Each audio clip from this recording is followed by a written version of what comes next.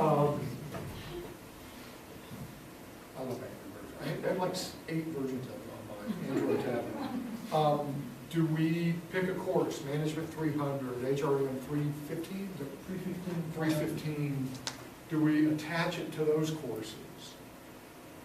And most students will take those at the right time. Maybe not all students will take it at the beginning of their junior year, but maybe most students will. And we can kind of use advising to help with that. Do we just say, you know, the right way to do this is to make it a required part of the PRP? Whereas co-curricular, but we have 400 students.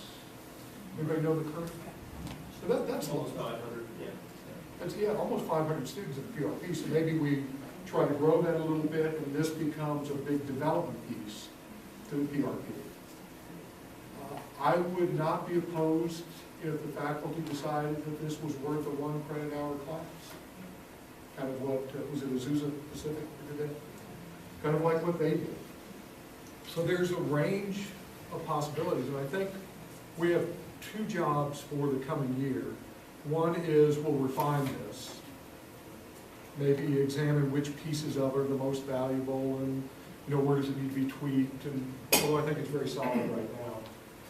And the other is, how do we best utilize this resource to benefit our students? So that's the question. And I'm pretty reluctant to tell you this is how we should do it, because I'm not anywhere near as smart as the collective is, and don't know the students as well as you do. So I think it's worth having a conversation in the coming year, maybe starting today, about the best way to utilize this resource. So how would you feel about a business 301 class, 1 credit hour class? How many, just, I won't record answers, but how many of you would be in favor of something like that? All right, we're done. Thanks. Have a good weekend. I think that's the only way to really institutionalize this. I mean, when it becomes part of the curriculum. I think when you take it outside that, then we run into issues of deployments, right? And then we run into issues of consistency and who's doing it. So I think that's the only real way to ensure if we really believe it, to make it happen. So one of the things that we did at the fire institution is we attached a 0 credit hour kind of a lab that had to be completed to another course. That's a possibility. Whereas I call it a sidecar course. The motorcycle is the main course, and then we attach something onto it. I know that's a little bit foreign to us here in business school, but having some kind of a lab course, which could be 0 credit hour, could be 1 credit hour, where it can integrate with the content of the course, is another approach. So, it's they do this a lot in engineering, math, the sciences. You go to my wife teaches a 3 credit hour class that has I think it might even be 1 credit hour clinical that's attached to it.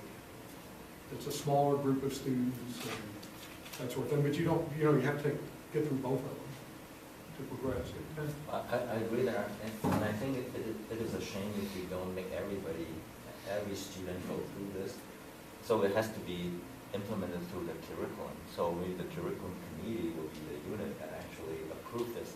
Now, if we are concerned about requiring students for 1 additional credit hours, maybe we can attach it, because every student has to take a capstone course, right?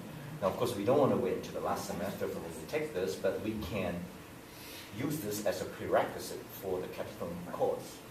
So that's various ways we can just make all students go through this. Well, in fact, we can make it the first class they have to take once they're admitted, right? Because they'll be admitted as juniors. Mm-hmm. And if it's all online, it seems like you also could have a new cohort start every week. It wouldn't have to be on the same 15 weeks as our regular classes. No, that's true. I mean, we could go outside the normal calendar. And a lot of units already do that, where they've got courses that kind of span the normal academic calendar. So. Other thoughts on this? Or you can maybe condense it to where it's maybe not a 15-week, but maybe move to a 7-week online program. to where maybe they can work on the beginning of the semester, and then towards the end of the semesters, when they start to have their group projects and their bigger assignments and that, they don't have that worry and they won't pump it off, so to speak. Mark, and then, Structuring somewhat the way we do the business professional program, I think would help because they're already accustomed to that. If we have this prereq for the capstone, there'll be tremendous demand for a one-week class the week before school starts.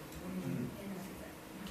well, and because it's I mean, online, I like the idea, but having it structured in such a way that it predates the demand to get into the next class that they need. so you're saying they can't enroll for their upper division business classes until You they get one license? semester waiver, but after that, you can't take any more. It's kind of like the path, kind of like the pathway. Yeah, exactly. Yeah.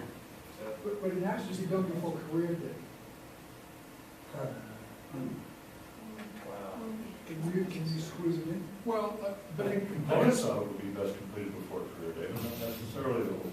We could put the steps that relate, the resume writing, things like that on our website or something like that. We said we take the pieces out, but. well, and this, because it's online, that was not an accidental choice to make this an online thing.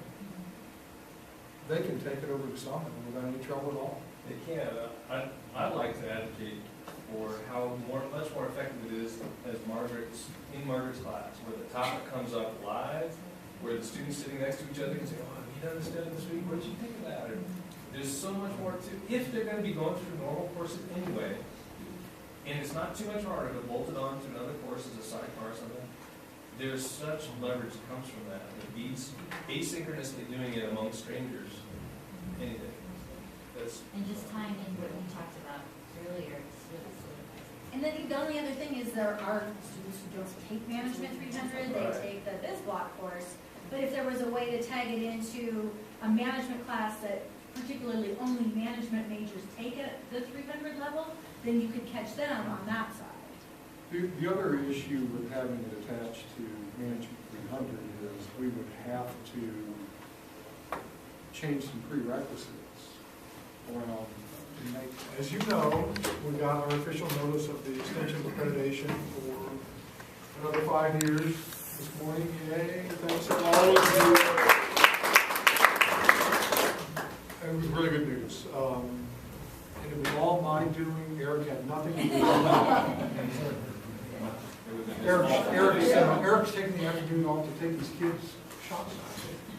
Like 8 different places, really. But anyway, one of the things I wanted to tell you about the report, and you all have the report, right?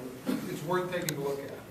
They noted the holistic approach that we have around professionalism and the professional development of our students.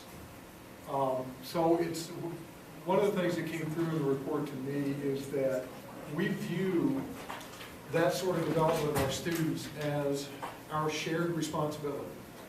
It's not Ron and Wendy's responsibility. It's not Scott and Bernadine's responsibility. It's not, just the faculty member's responsibility. It's everybody's responsibility to participate in that. And believe it or not, in a lot of places, since that would result in it being nobody's responsibility. So it just wouldn't get done. And that happens. That happens a lot. But it doesn't happen here.